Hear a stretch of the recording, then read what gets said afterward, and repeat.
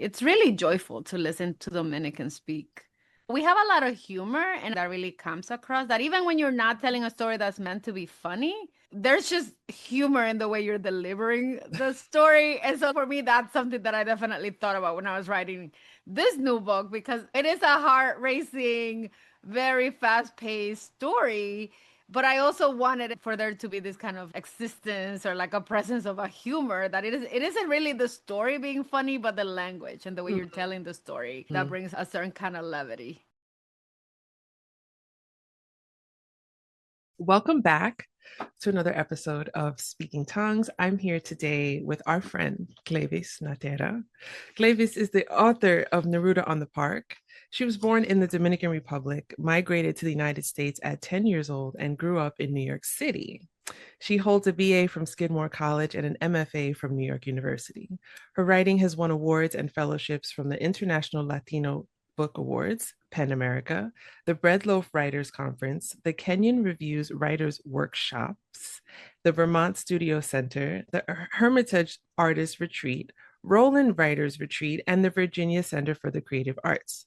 She's currently a Fulbright specialist, and she lives with her husband and two children in Montclair, New Jersey. The Grand Paloma Resort is her second novel, and that's what we're here to talk about today. Welcome to Speaking Tongues, Cleyvis. How are you? I'm doing so great. Gracias, Elle, for having me back. I've been looking forward to this conversation Me ever since too. we reconnected in Brooklyn. Yes. I am just so happy that you've taken the time to read the second book, and I can't wait to talk to you about it. I can't wait either. And I'm just going to get this out of the way for the listeners. Get this book. I love it. It's terrific. It's so good and it's perfect. So I'm so grateful to have you here and to talk about your work and talk about your writing and talk about Dominican culture. So I like to start each episode with the same question, which is what is your first language and which languages have you learned to speak? My first language is Spanish, Dominican Spanish, because we put some Mhm. swag on it. And I've since learned to speak English, and I hope to learn more languages. Do you have any on your list currently? I do, I really want to learn how to speak Portuguese. I've Mm. decided it's gonna be like the next thing I really am gonna do with intention, because I went to Portugal on a writing related trip and I absolutely loved it. And then I've spent time in Brazil and I just love Brazil. And I'm just like, what am I waiting for? Yeah. There's two places where I think I could actually see myself living. And with everything that's going on in the US, it's becoming clear that some of us might have to have an exit plan. So I'm Yeah. like, maybe I should start with learning another language to like ease a potential transition. You might have some good fortune learning Portuguese because it's close to Spanish. So, I think so. I've listened to people speak Portuguese, like I said, because I've been in these two countries. And I can understand some of it. I mean, I'm sure it's not as easy as it probably seems to me because the similarities are probably not as many. But I do think that there's just enough commonalities there that it might make for an easier transition in the learning yeah. curve. Yeah. I think it'll be, you can do it. I support this. Thank you. So tell me, you grew up in New York City, Dominican Spanish. I also grew up in New York City, so we hear a lot of Dominican Spanish here. And tell us a bit about how we're using Spanish in New York City and what, how the Dominican community expresses themselves here. Well, I mean, I think that for anyone who spent time in New York City uptown, first of all, let me just say that if a Dominican person is in your vicinity, you will know because we're very loud people. You cannot miss us, okay? Hmm. Because talking in a normal volume for Dominicans is like volume 9 or 10 out of a 10 scale for most people. And I think like a lot of that exuberance comes just from our happiness and our culture, and we're really expressive people. And what's so interesting to me is that when we immigrated from the Dominican Republic, I was 10 years old. Hmm. And we moved to Washington Heights, where my grandparents lived at the time. And It really was so, I mean, I can't even articulate it so eloquently right now because sometimes I get so choked up thinking about it. But it was like the transition. I had left my father back there, and it was really drastic because it was winter time, it was February. Mm, And so there was like a lot going on that made the transition really difficult. But what made it easier was the fact that we were surrounded by so many people who were Dominican. And I could just go downstairs to the grocery store or walk down the street to go to my aunt's house 10 blocks away. And it was just the grocery stores with our foods, people speaking our language, the cars blasting merengue and bachata. And it was just really comforting to come to a place that was so alien and that yet felt like a very close sibling to my country because the people were here. yeah, that's amazing. And we still see a lot in New York as well too. I feel like it's part of the fabric of being a New Yorker. Like Yes, yes, I agree. I mean, I think it's really, and even as people, right? Because we see that now, the immigrants who came to New York in the 60s and 70s and 80s, a lot of those people's children's children are, just doing what Americans do, which is live in the city for the suburbs. And yet still New York City, like we're holding on. Like Dominicans are like, we're not going anywhere. Like there's still so many people. So it's great that even as the neighborhoods gentrify and change, there's this kind of fixture, which yeah, which is really lovely. I love that. I love it so much. I know that in your first novel was Washington Heights. Your first novel was Dominican culture, Dominican community here in New York City. And now with the Grand Paloma, we are in the Dominican Republic. So tell us a bit about that transition and taking your audience from here in New York back back to the DR. What was that Yes. process like? Yeah, so the first thing that I was thinking about a lot was like being in legacy with some of the other scribes that I really admire. And like Angie Cruz plays her second book in her first book was Soledad, which was a Washington Heights novel. And her second book, Let It Rain Coffee, was a Dominican-based book. And Julia Alvarez, who like I adore, her second book was also in the Dominican Republic. And so I was like, I'm gonna follow my heroes and I'm gonna like put this book in DR. I also think it's really interesting because many writers, as many writers do, I've been working on different kinds of books, and it just happened to be that I had started writing these stories during the pandemic about these very poorly behaving employees at a luxury resort. And, before I even sold Neruda on the park, it was like a real big distraction for me. And, the borders had closed down and we weren't sure when and if we were ever going to be able to travel. And so for me, like these stories started out as these kind of tiny escapist fantasies in a way. I wanted to write about really complicated people doing terrible things, but in a way that was like delicious and like, very propulsive. And that also highlighted the beauty of the place from which I was writing about. Hmm. And I just, I felt like it was like one of those things that we wish for as writers. Just like you tap into a place and it already exists. Hmm. And so, yeah, I just love the Caribbean region. I love the Dominican Republic. I think it's a really complicated place to write about. Mm. And so I'm just really glad to hear that you enjoyed it. Yeah, yeah, of course I did. And I think that Caribbean literature, I always want to be a champion for Caribbean literature and Caribbean authors because, my family is also from the Caribbean. So it's so important to me that people look at the Caribbean beyond the beautiful weather and the beaches and the sunshine because there are real stories here. There are real people here living their lives and loving one another and feeding their families and working really hard. So, thank you for putting that out in this book and being a champion for that as well. Um, as we're talking about Dominican Spanish, I would love to know in the region, how does it stand out? I know you said that Dominican people are very lively, very vibrant, and I feel like that comes across so well with the language, with the way that we hear, well, the way that we speak Spanish, Dominican Spanish. What are some ways that the language stands out to you as we're looking at Spanishes across the region? Yes, I mean, I think that to me is so interesting when I think about the Dominican Republic's proximity to Puerto Rico and Cuba, which are the other two Spanish-speaking countries in the Caribbean.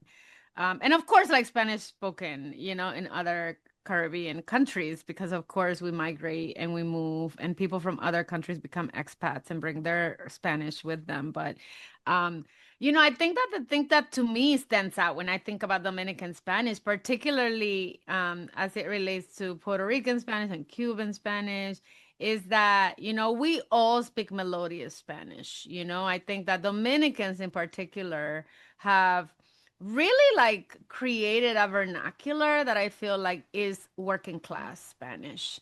I feel like there is a efficiency, I like to think about it, in the ways that we massacre the S's. We like truncate words, para becomes pa.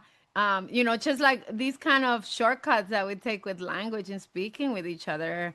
And for me, at least, when I listen to Spanish, when I go back to the R and I listen to people speak, there's just so much warmth, in the Mm, way that we speak to each other. And so for me, it's really joyful to listen to Dominican speak.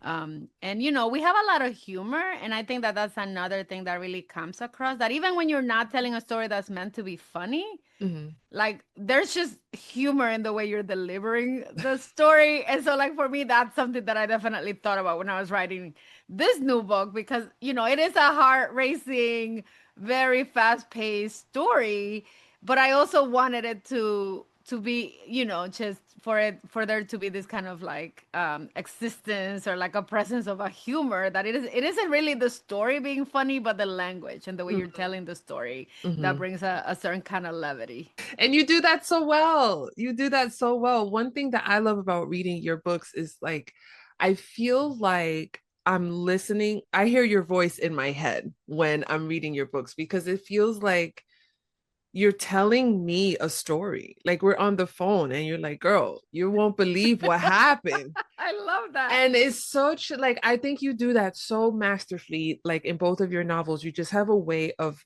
like you have Yeah. the authority of the Yes. writer, but you also feel like a trusted friend. Like your voice, Oh. you feel like very personal, and it's fun. It's fun reading your work. I mean, I'm just gonna pause right here to say this is the biggest compliment. Because, I tell my students, now that I'm writing and teaching a lot of writing as like my life, professionally, I'm always telling my students, you have to be having a good time.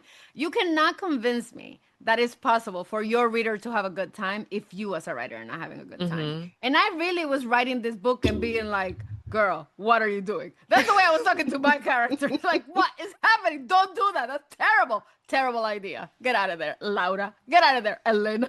I And so know. for me, it was so, anyway, it's so heartwarming to hear you say that, because I'm like, that's what I want my readers to get out of my books. It's like, let's have a good time together. I know. And it comes across really well. So amazing. You are killing it. I love this. I Thank love this. you. Thank you. So, you know, going back to kind of what I was saying about misperceptions that we have of the Caribbean as a region. And you have this story set in a resort with rich people behaving badly, employees behaving badly, etc. What does that tension of, the paradise of the Dominican Republic, I'm putting that in quotes, paradise of the Dominican Republic, and the complexity of the country, the complexity of the culture, and what does that tension that you juxtapose in the book, like what does that reveal about DR to you? Yes, I mean, thank you so much for that wonderful question.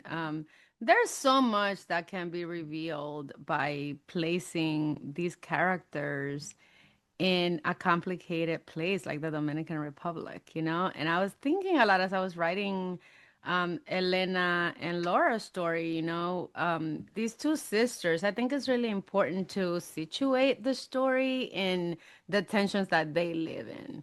Because, Laura is 27 years old.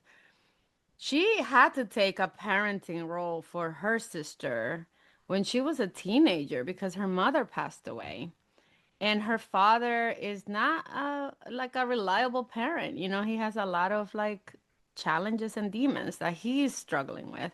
And so, you know, Elena really as a teenager was like, I have to become a parent to like my 4-year-old sister. Mm. And so for me, like this idea of having the two sisters be 10 years apart and have one of them be really fixated on her little sister as like this precious being that she loves and she wants to take care of, created for this character a dynamic where the resort really is her lifeline. I mean, it's her work.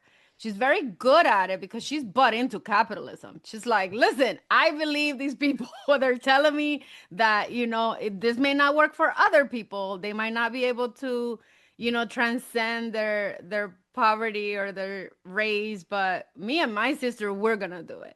And so for me, even starting from this idea of like having a character that is very purpose driven, both by love and by work, was a really interesting dynamic to Mm. establish.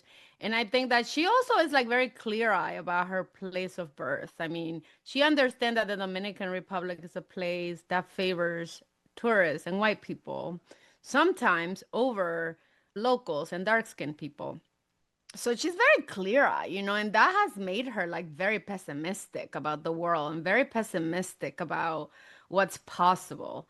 And so, you know, for me, it was just really important to animate these characters with like the real issues that I've observed as I visited my birthplace, while at the same time making the story itself become very place specific. Like you cannot be in the Dominican Republic and not get gobsmacked by how beautiful this place is, Mm. you know? Mhm. And I've traveled, I'm a well-traveled cat, as you know, You Elle. And like, are. and I mean, I've been to Bali, I've been to Bora Bora. I mean, I've been to, you know, most every island in the Caribbean, and I won't keep humble bragging about my trips. But you know, like the point is that like I have seen the world and I still go back to the Dominican Republic and I'm awed. I'm moved by how beautiful of a place it is. Mhm. And so I couldn't even think about like a better place to put this story because it's like the poverty is so heartbreaking and like the history, you know, when you even glimpse at it, it's like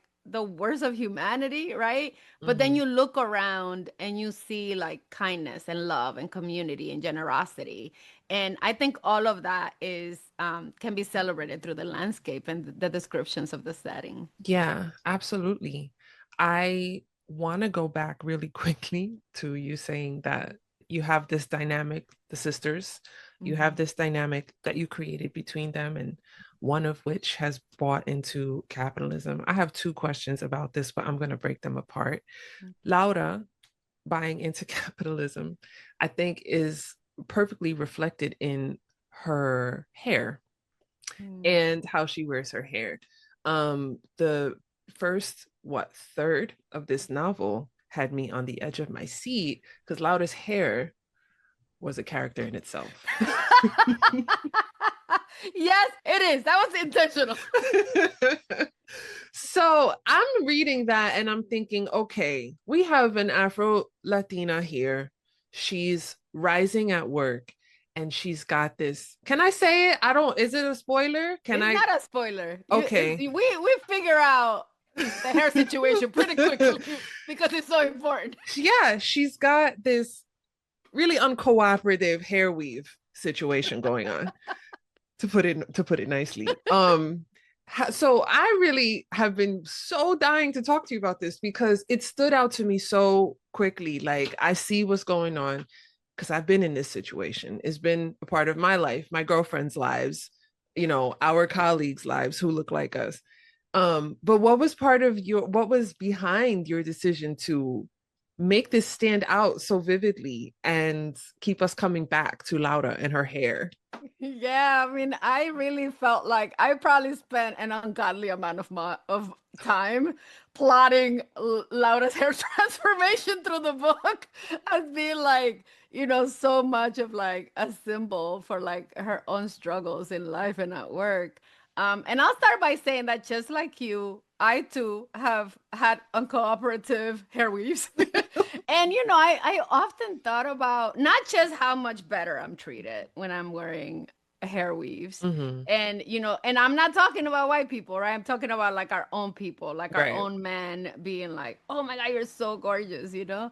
I haven't even like done a study on this, but I also wonder like social media and things like that, like how much more liked an image would be with like a person with straight hair versus like natural hair. But I Mm-hmm. think we all know the answer to that, you know? Yeah. Yeah. And so for me, like just animating Laura to be like a woman who like is so competent and so smart and so capable.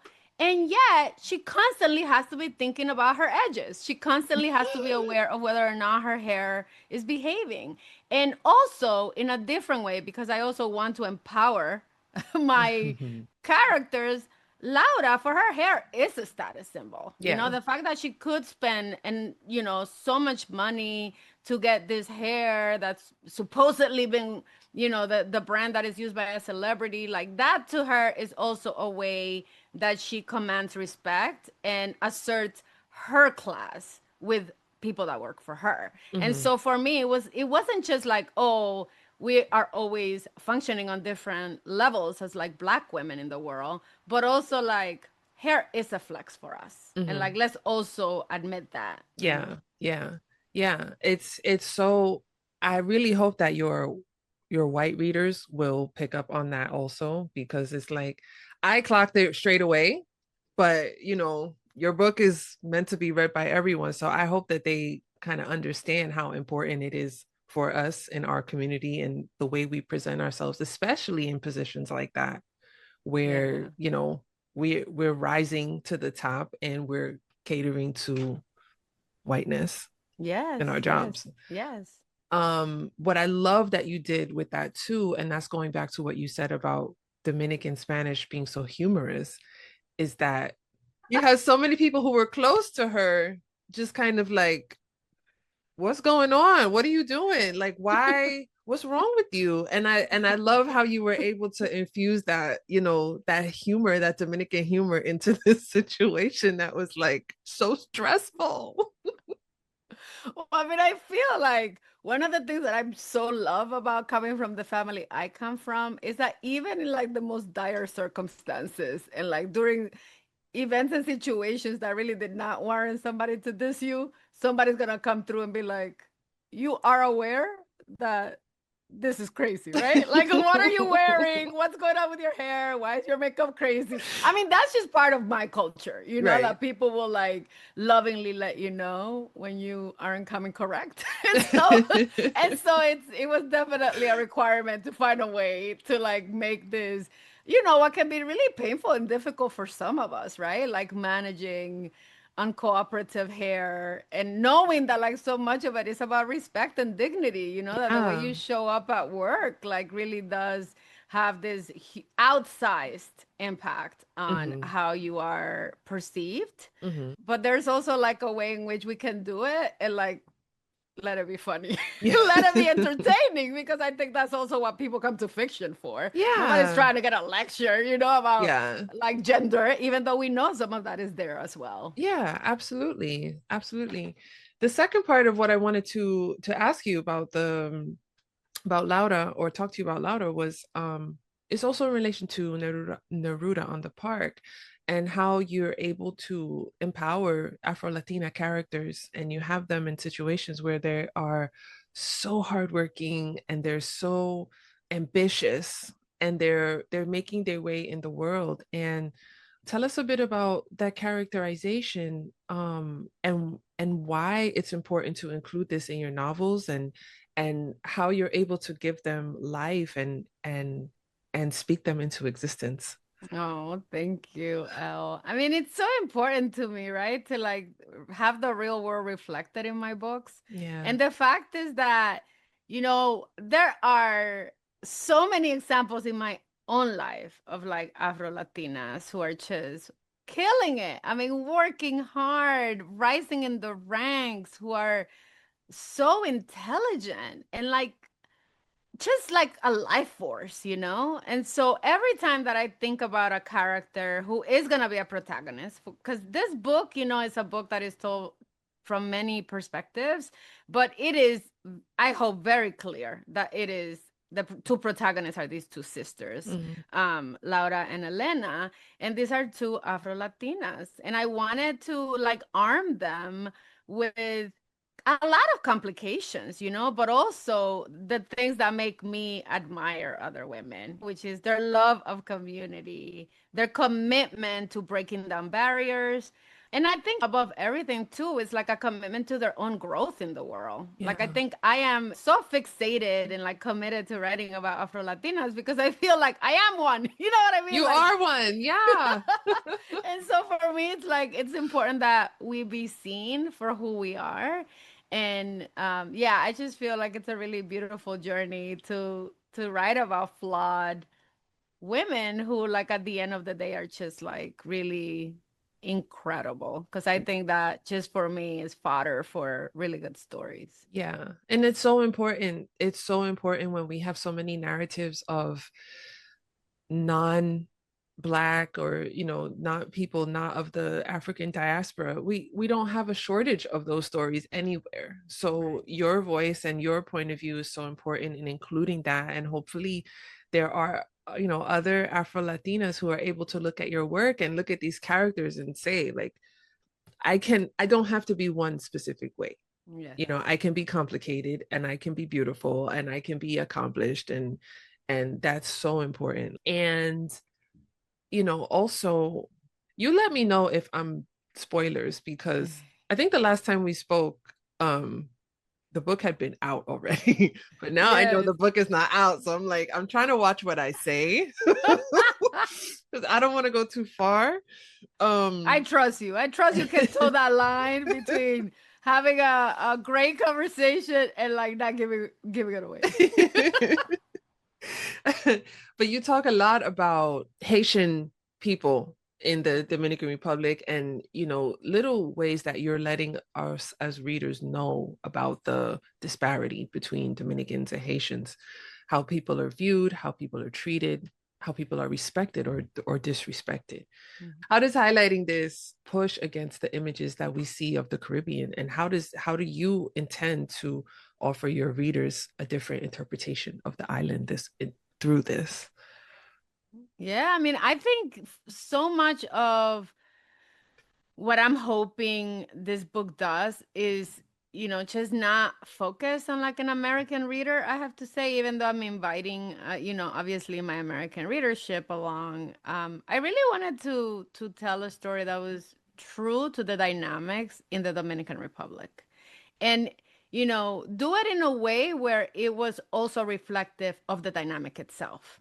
And so, there's so much to me about Elena being a result or like a product in some way of a privileged upbringing, because of her sister. She's been educated in a global academy, which we understand as readers, very early on caters to like the creme de la creme of this hotel management structure. So it's really a virtual school for the children of executives. And Laura, through her know-how, has like hustled her sister into that, even though she's a middle manager.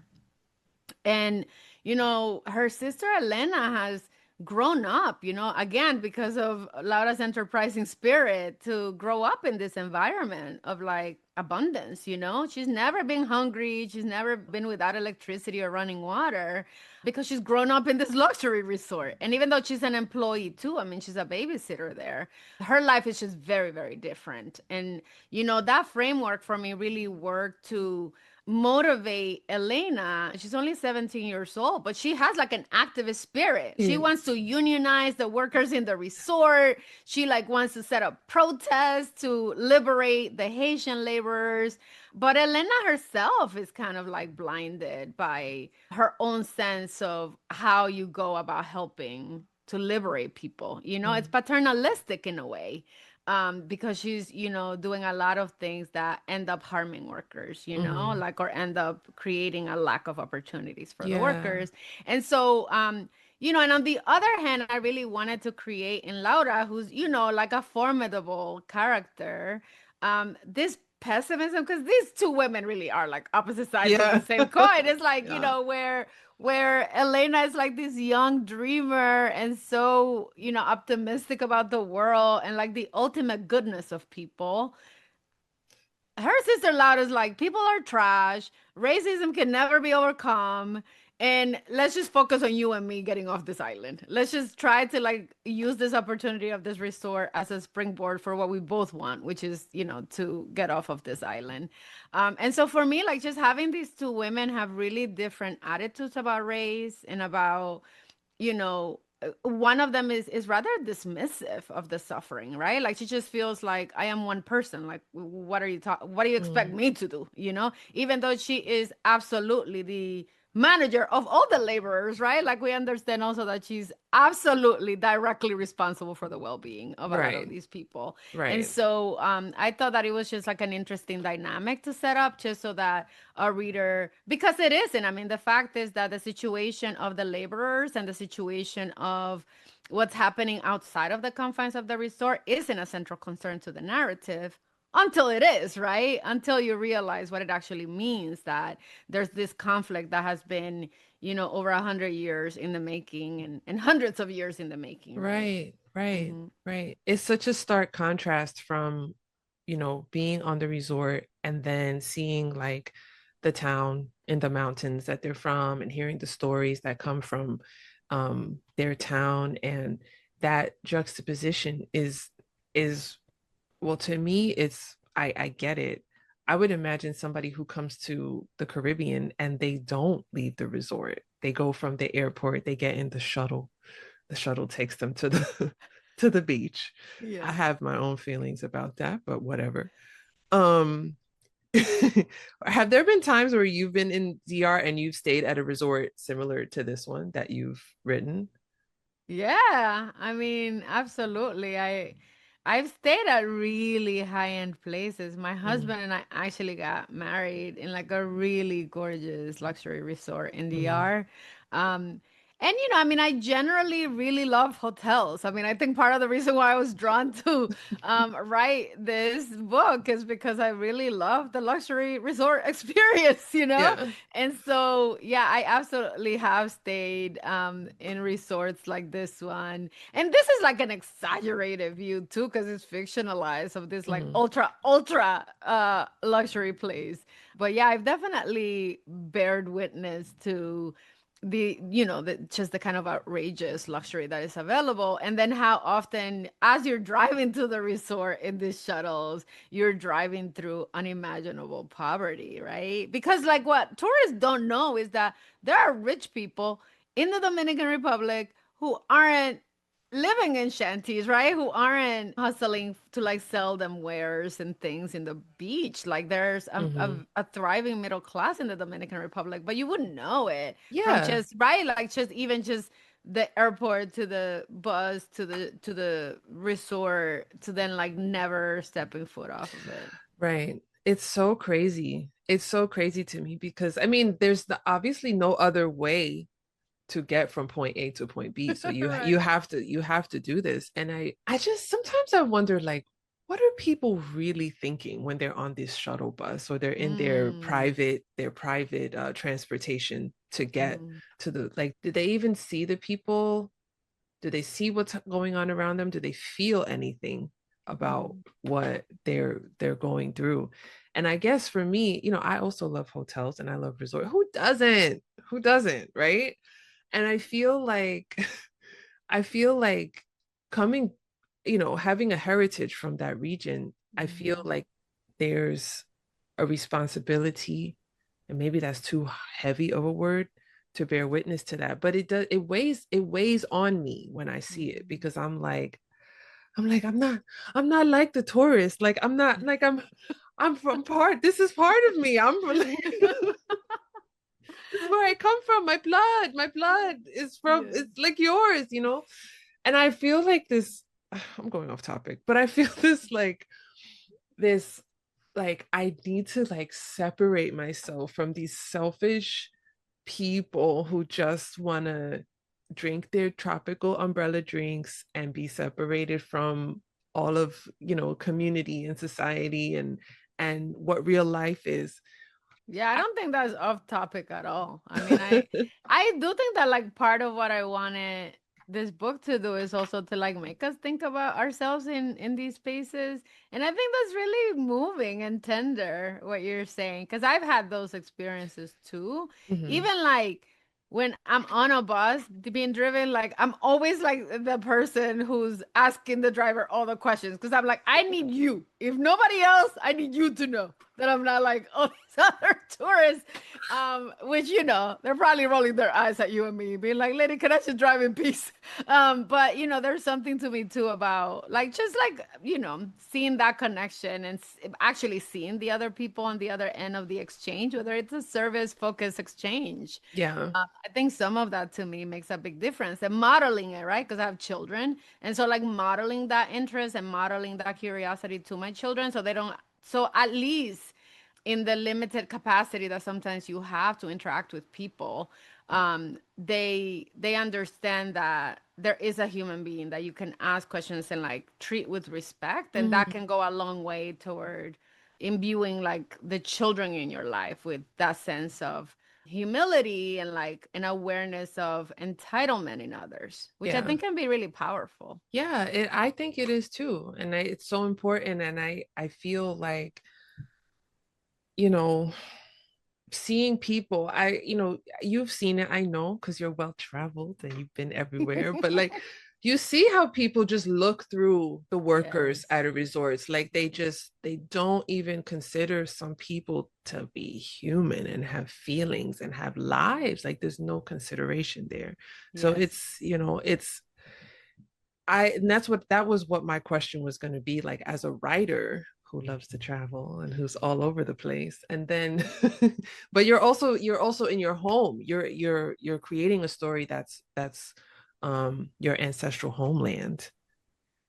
And that's got to be, well, I don't want to lead you in a certain direction, but as you're creating this narrative, um I would imagine you're towing a line between in within yourself of like, I love the resort, and then also mi gente over here. So Yeah. what was that process like for you?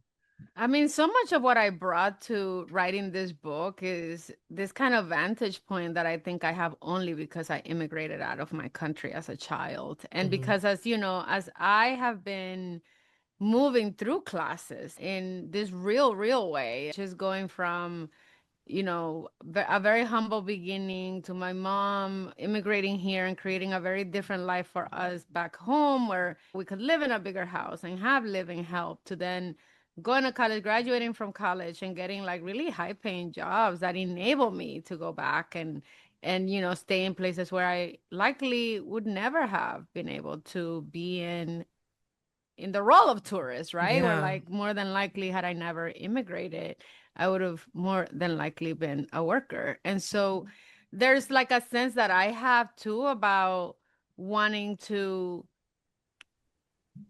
you know, part of what I want to do is really to be able to be true to all of my experiences. And I think that I do have a point of view that is unique in that because of work and because of education and a lot of different things, I have been able to just ascend, right? That's the way that like society is shaped. And so this idea that this ascension isn't like without its flaws or without its heartbreak, right? Like the things that Right. we learn.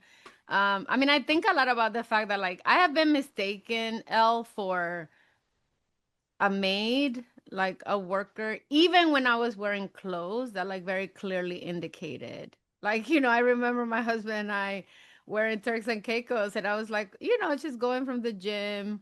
And I was like, obviously, like with my iPhone, and obviously wearing like workout clothes. And like, I had my key in my hand, and this woman comes to me and it's like, oh my goodness, do you think you could bring some towels? And I was like, I don't work here. And she was like, and of course she was mortified immediately. But I just looked at her and I was like, what made you think I work here? And and Mm-hmm. to me it's just like, and I do it at Target, like I'm like, I do it in my life because more often than not, people are always mistaking me for a worker. And I don't think there's anything wrong with being a worker, No. but I think there's something like on the other end of that request that it's like you really aren't even paying attention to what I'm wearing. Like you're not paying attention to like simple cues that tell you like I'm not a worker here. And so, some of like what I think those kinds of experiences have taught me. And like on the other hand, I think too about like traveling to the R and how like 98% of my interactions with like the resort staff have been so beautiful and pleasant. But every once in a while, I will like have someone who treats me like garbage just because I am Dominican, or who will, in a way, like there's a familiarity in the way that, people treat you when you're from a place Mm-hmm. where it's like, calm down. Like you're not a tourist, really. And so there's also that part to me that's also really interesting about the duality of being from a place and then getting to, stay in a resort like this. Because people will remind you, like, don't get too big for your britches either. Interesting. Yeah. Yeah. That's interesting. So I guess you have people who are like, welcome home, and other people who are like, get it Yeah, like don't yourself. be loud. They'll Yeah. police me, right? In a way that Mm-hmm. they would never police another That's tourist. It is crazy. crazy. It is crazy. And so to me is, and I think about that, and I thought about that a lot as I was writing this book about like who is complicit, who has bought into capitalism and like this resource structure to a point where as a paying guest, they're telling me don't embarrass us. Mm. Like don't act crazy. And so I don't know. I am always interested in those moments where I think it exposes something that I think someone else will never see, right? Yeah. Because they will never have an experience that brings them close to understanding some of these really difficult nuances of Yeah. being striving, being aspirational about certain things. And I feel like that for me arms me with just like more insights that I can give to my characters in these books. Yeah, yeah, I definitely think so. I think, and I also think that aspiration is something that if you don't have it and you see somebody who's striving, someone who's aspirational, is sometimes it's hard for some people to understand why or to really appreciate why and just like shut up and support that person in their Yes. in their aspirations. So but it's I think it's it like you said, it's another element to your characterization and your ability to build these worlds for your characters. um we know that there's a lot of complicated issues in the Caribbean, and I think you hit a lot of them in this book. Like we got to talk about this too. I'm sorry, because now I feel like I'm on the phone with my girlfriend here. But we are. Well, we So are. let's go. We are. Let's have No. the real conversation. To me, you know, from first book to second book, you went there. Like you just went like this is a completely different, not a different voice, but it's just like, oh, like we're hammering down. We're getting serious, I think. And that's not to say that Neruda wasn't serious, because it certainly was, but in a different way about Yeah. different topics. But you went there, girl, in this book. I mean, we're talking about, no spoilers, sex work, Yes. trafficking, Yeah. infrastructure, corruption, Yeah. and you've mixed them all in. We're talking about all of them.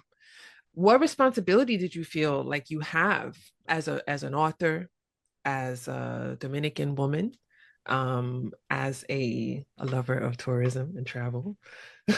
I'm gonna say it like that every time because I want to be like you.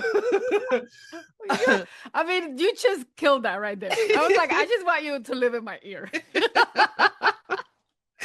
But how do you, like, what responsibility do you feel like you have in portraying these? Because we know that, we have the positive stereotypes, but we also have the negative stereotypes. You see this through characters and their interactions with Dominicans who are on and off the resort. But how do you approach these topics with care? And as a writer, how do you approach that authentically?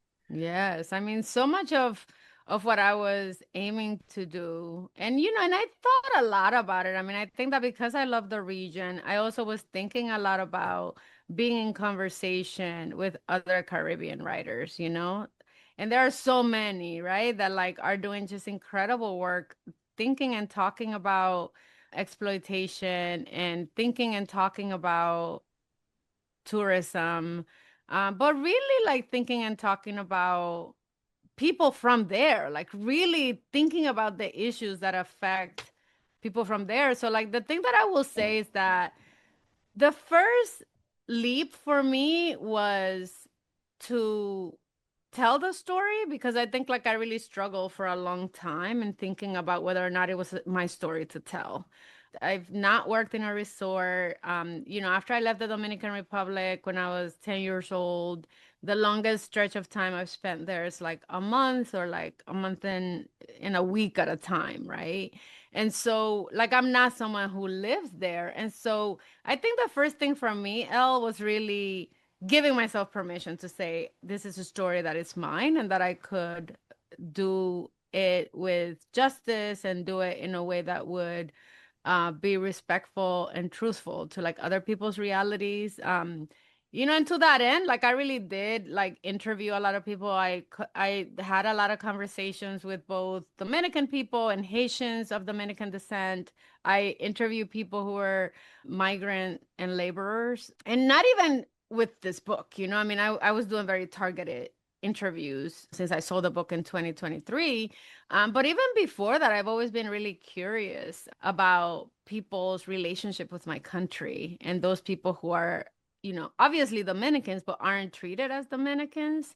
And we talk, I mean, I think you and I could probably spend like 10 hours just talking about language and, the Dominican and Haitian tensions around language and around pronunciation, because that was the root of like the Parsley Massacre, of like people, whether or not people could be identified by how they pronounce the word, and that leading to like, tens and tens of thousands of murders. And so, I think that the root for me with this book, when I thought about it also, which is so nerdy, was like also my responsibility to other writers. And so, I'll tell you really quickly. So the first time that I learned about that massacre was when I read The Farming of Bones by Edwidge Danticat. And I was, a young woman. I had graduated college. I read that book in college when I was almost about to graduate.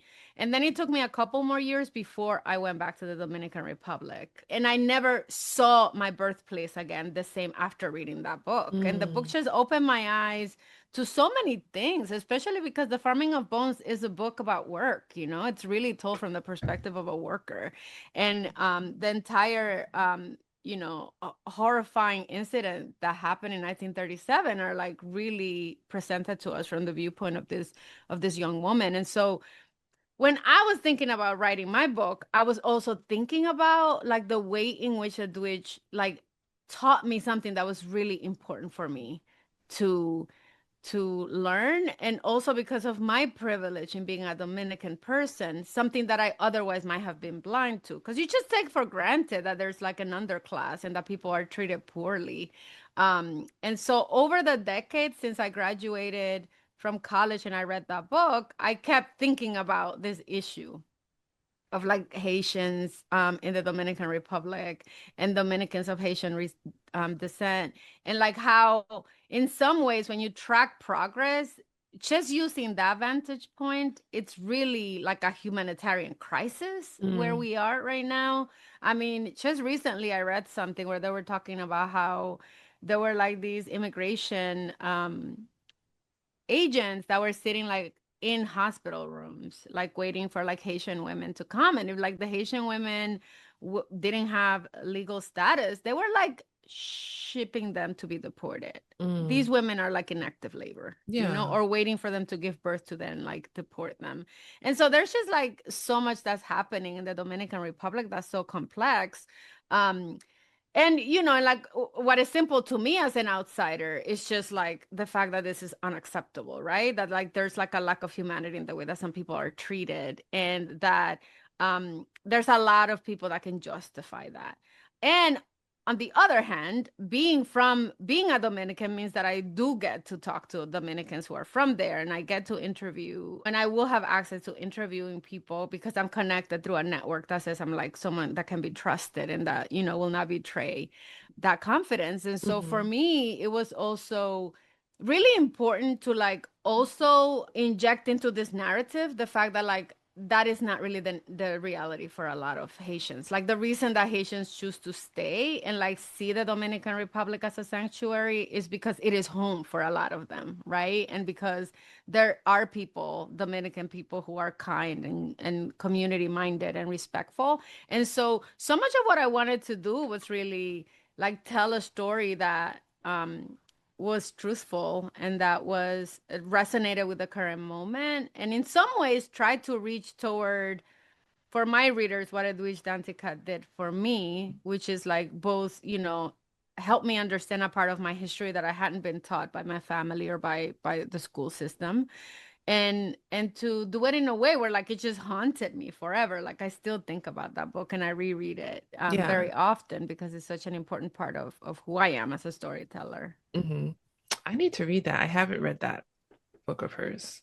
Yeah, it's beautiful. It's And yeah, required it reading is. It is. It for should be this for one. all of us. Yeah. No, I think it's important, and that's also like, even I'm learning through fiction in a lot Mm. of ways about Dominican history. Like I've read so many authors, yourself included, so many authors of Dominican descent and who talk about the history, who talk about like I had no idea Mm. about, this massacre.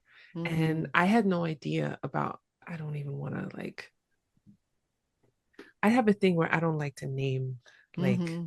dictators. I don't want to Yes. say their names. I Yes. just refuse to speak their names, but you know who I'm talking about. Yeah. And learning that through fiction. I've been learning that through fiction, and your work has been a part of that. So it's so important because so many of us around the world in from various different points in history, there's so much that they keep from us and they don't want Mm. us to know, and they want us to believe that we are a certain thing when we're not. So Mm. um I'm glad that that you were able to bring these up and you're able to include them in this story as well. And I have another thing that I hope this is not a spoiler too, but there's a moment in the book where you do mention the farming of bones, and you do juxtapose it with In the Time of the Butterflies. Is that Yes. Julia Alvarez? Yes. So you have this very in front of your face juxtaposition of these two books that give so much insight into both sides of this island, and the history of both sides and the connection between the people on either side of this island. And this is when we see the return of a character from your first novel, is it not? Yes. This is the moment. And I Yes. want you to know that I shouted. I was like, Yeah. oh my God. So I'm not going to say anything more about that. Well, first of all, I just want to say that, I mean, you have my heart. Because I'm like, how many people are gonna miss this altogether? Like, are people even gonna realize that I was like figuring out a way to give my first set of readers like this kind of joyful jolt into like one of the characters from my first book, and an unexpected character, I should say, because I also felt Yes. like I don't want it to be a character you would expect to see in any That's what book. that was my question, was like, why this character? If you can say without a spoiler, Yeah. why this character? Well, I mean, so much of what I think about when I think about Neruda and the park is the idea of workplace dynamic, Mm, And for Neruda and the park, the workplace dynamic really, um, it was truncated because we find out in chapter one that Luz loses her job, right? So like so much of what I really was thinking about, as I was thinking about which one of my all stars would get like a cameo in book number two, was like who do I think would benefit the most from like being on vacation, from having like some kind of life altering realization that would bring her to this kind of strange place, and so it was just. I just felt like really naughty in a way as a writer, being like, I'm just gonna drop this morsel here for like my day ones. It's like, the other, I mean, people who read the books out of order or like come to the Grand Paloma first, I think we'll also be pleasantly surprised when they go to the first book and see this character in the first book. Because yeah, I just was like giving it a lot of thought about how to do it in a way that it would be like a delightful surprise. It was. And the way that you revealed it was so cool. It's like, damn, like how did you do that? I mean, this is why you have my heart, because I feel like you're such like a careful. It's like, we as writers are like in our little caves, like just laboring away, being like, there might be only one person in the whole world who will see this connection that I'm working so painlessly to make. And like, It's look at me. you. It's We're like me. pre-publication and you've seen it. You might be the only person in the life of this book to see that connection.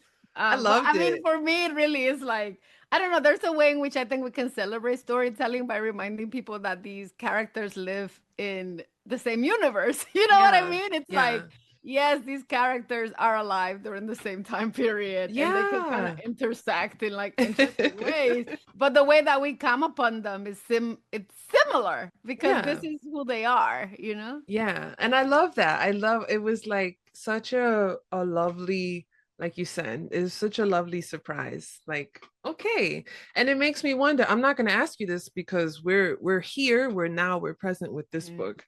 But that gives us, I think, hope to see maybe some other characters that we either loved or hated in the Yep. future. So Yeah. I love that. Um, I have my note, I have this book here and I have my post-its here. Mm. Because there was a question, it's not really a question, but just something I wanted to laugh with you about. Yeah. We see a part of the novel where we have a character who is speaking in Spanish Hmm. and a character who is a tourist at this resort understanding the Spanish that is spoken by Mm. this Dominican character. And I circled it and I wrote really with a question mark. And the reason why is because what you're saying about this character is that this character is drawing on the little bit of Spanish that they knew. Mm. And we know that Dominicans speak so quickly that I think, as a Spanish learner and a New Yorker, with the little Spanish I know, I can't pick that up. And it's a simple sentence, right? It's a simple sentence, especially when you read it. But I'm hearing it in Dominican Spanish. I'm like, wait a minute. Plot hole. It's not a plot hole. It's not a plot hole. It's admirable that that this character was able to do that. But I do love that.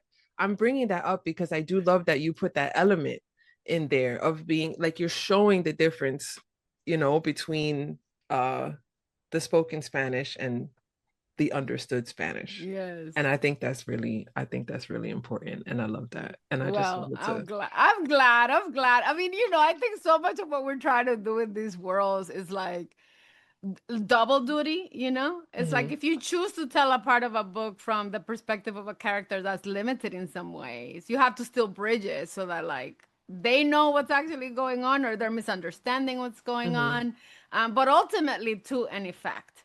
So I Yeah, think like for me, so much of what's happening in that scene, it's like what's not being acknowledged or spoken about. And right. it's like this kind of way, like how do people become mesmerized or like seduced or like somehow sexually turned on by like Exactly. Yeah. incidents that like would otherwise be disturbing or upsetting. And so so much of what I wanted to happen in that scene was for there to be like a clear trajectory that like would end up in sex. Mhm.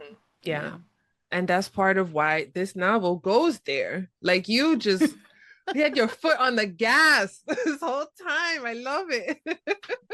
I'm like, and I'm so glad that you're staying a foot in the gas because I honestly was like, once a reader buckles in, I don't want them to leave. You know what I mean? Like, I just want them to be like, I need to know what happens at the end of this book, what happens to these people. Like, I really wanted like the investment and the stakes to drive the reader's engagement because it Yeah. makes me crazy when I hear people be like, oh, I put that book down and I never picked it up. Like, it breaks my heart. And so much of what I've been trying to learn as a writer is like how to get a reader to just like be trapped in this journey with me, so that like at Yeah. the end of it we can all be like, that was a ride, that was a Yeah. ride, you know? It definitely has, it's a ride.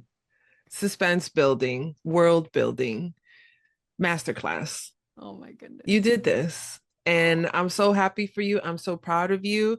I think that this is a terrific second novel, and I want to reread it. Oh my goodness. You are just, I need thank to you so reread much. it. I mean, thank you so much for taking such care. It really is like such a gift. And I've told you this before, that I just love everything you do and the spaces you've created. I think you are someone who's just like exceptionally talented at like both creating connections and helping people see the world differently. And I'm just really grateful that like through my work I have this gift that is you. And thank Oh, you for reading my work. It thank really you. is just like such an incredible connection that I feel to you. Oh, and likewise. Oh my gosh, thank you so much for saying that. No, that really means so much to me. I try really hard to uplift, to celebrate, and to share. So, um, oh, this is like such a great conversation. Was there anything that you wanted to touch on that maybe I skipped over, or anything that you want your readers to know about the book that maybe we didn't get a chance to discuss? Well, first of all, this conversation was fantastic.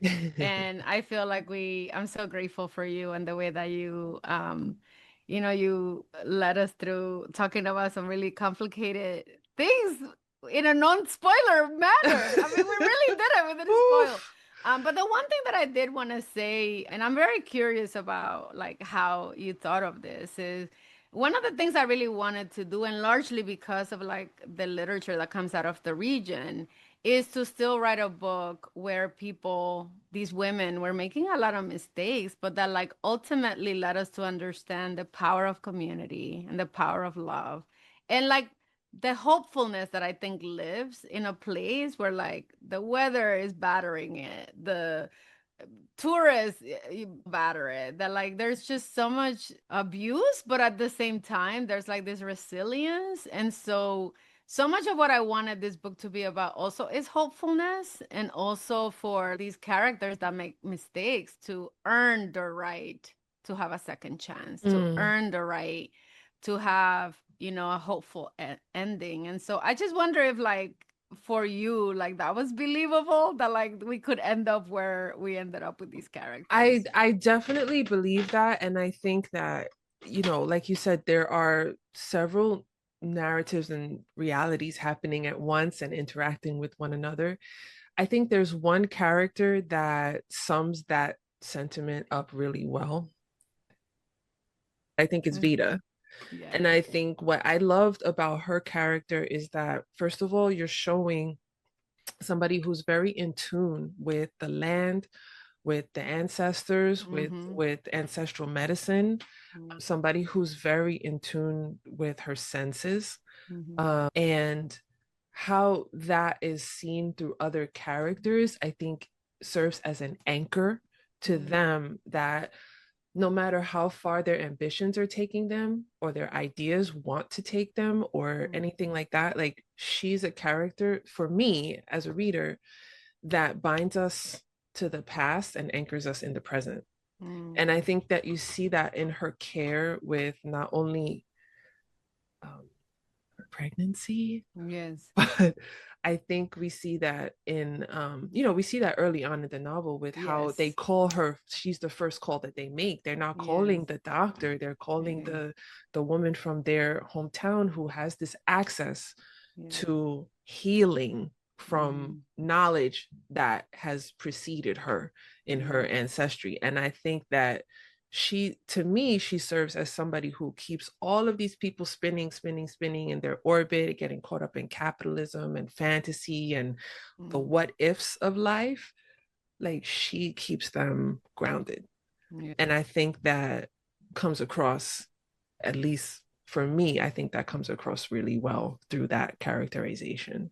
No, thank you so much for that. Yeah. Well, Yeah. I mean, as intended. I don't think that spoils anything. I mean, because the readers will know that Vida is pregnant in chapter 2. I mean, like that's obvious right away. But yeah, I mean, I love her character for that. And I was like, I just need this book to have one pure person with like good intentions, because like everybody else is just terrible. Did you have a character that you hated? Okay, did you have a character that you hated, but you either hated writing this character, but you knew you had to write it, or you hated this character, but you loved to hate this character?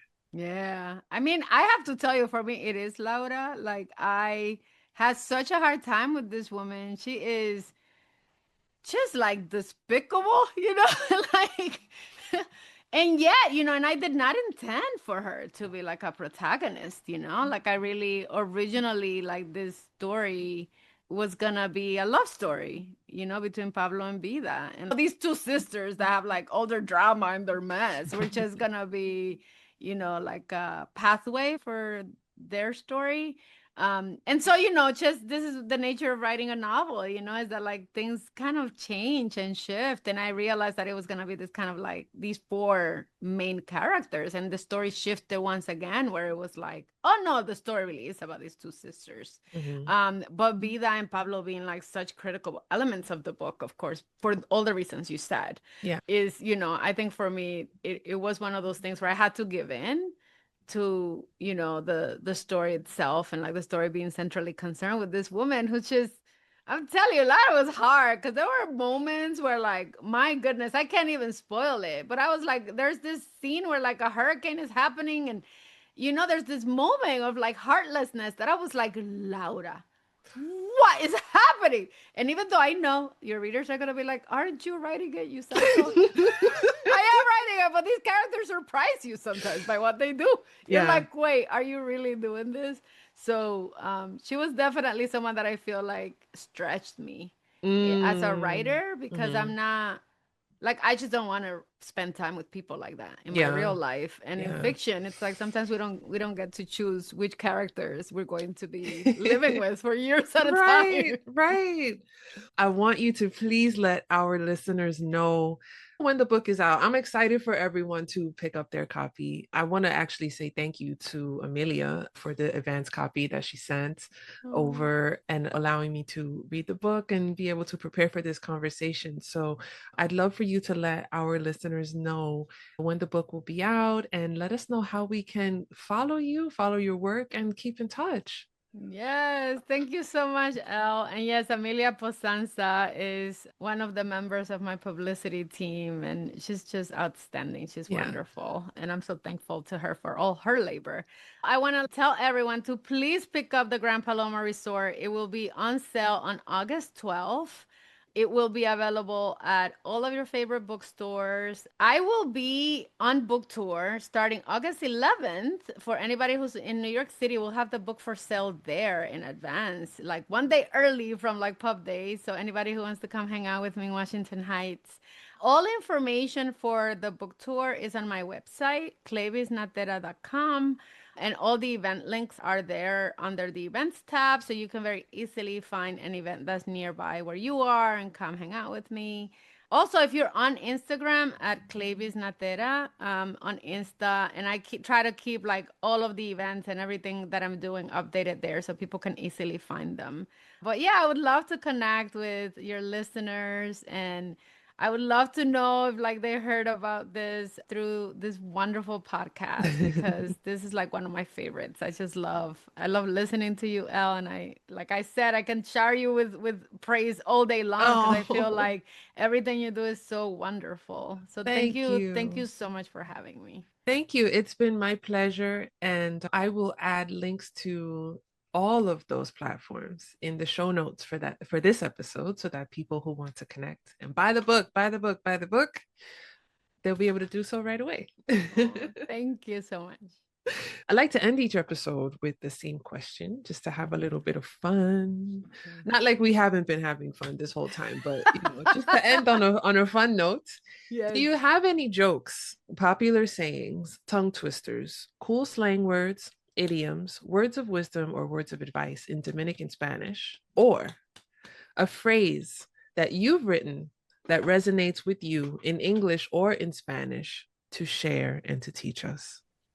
Okay, so you know what? I really love the last time you asked me this. I felt like I really didn't come up with something great.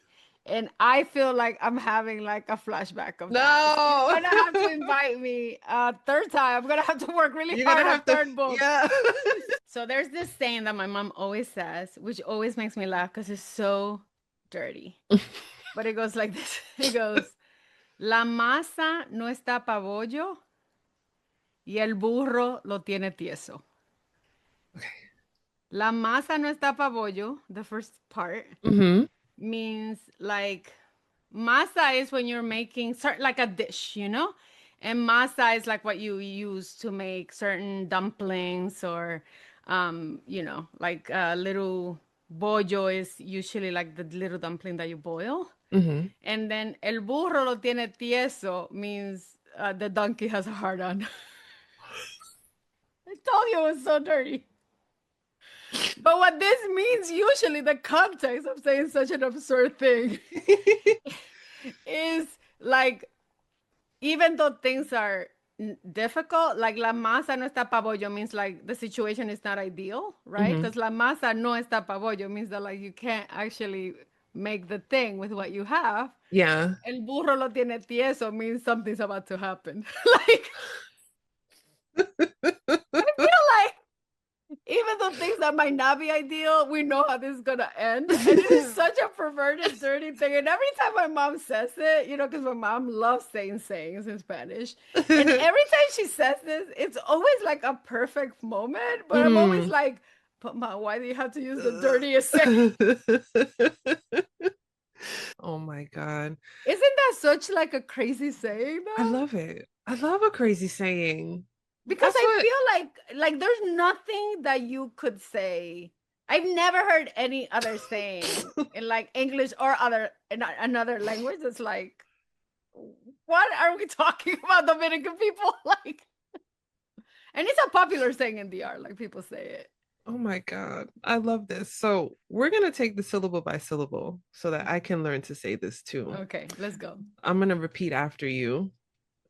La masa La masa no está no está para para bollo bollo, bollo, ujú, y y el burro el burro lo tiene lo tiene tieso. tieso. I can't believe I make you say dirty words. This is the risk I take asking this question. La masa no está. Mm-hmm. What did I write? Para bollo, bollo, Bollo. y el burro no tiene tieso. Yes, I got it. you got it. Wait till I tell my Spanish teacher what I learned today. Don't tell your teacher that I'm the one that taught you how to say that. Especially if they're Dominican. They're gonna be like, who is this perverted person? Oh, this is wonderful. I love it. I love it. Thank you for sharing that. I'm sure that the listeners are going to get a kick out of that. You are so welcome. And I am just so glad that I could redeem myself from the last time because I really feel like I still remember not doing like the best job. It's and okay. So like this time I feel like okay, this is a good one. Please thank her for confirming the saying. Make sure that we got it right. Yes. In this one. Thank you so much, Cleyvis. Gracias. Gracias for this conversation. And really quickly, before I let you go. Yeah. You've been having a conversation with a friend talking for maybe an hour and a half or so. Yes. In DR, without thinking about this too much, but you're about to go your separate ways. What's the best way to say goodbye? Bueno, in Dominican Spanish, I would say adios. Adios. Yeah. Adios. Cleyvis. Gracias. And adios. Adios. I'll be talking to you soon. Bye. Bye.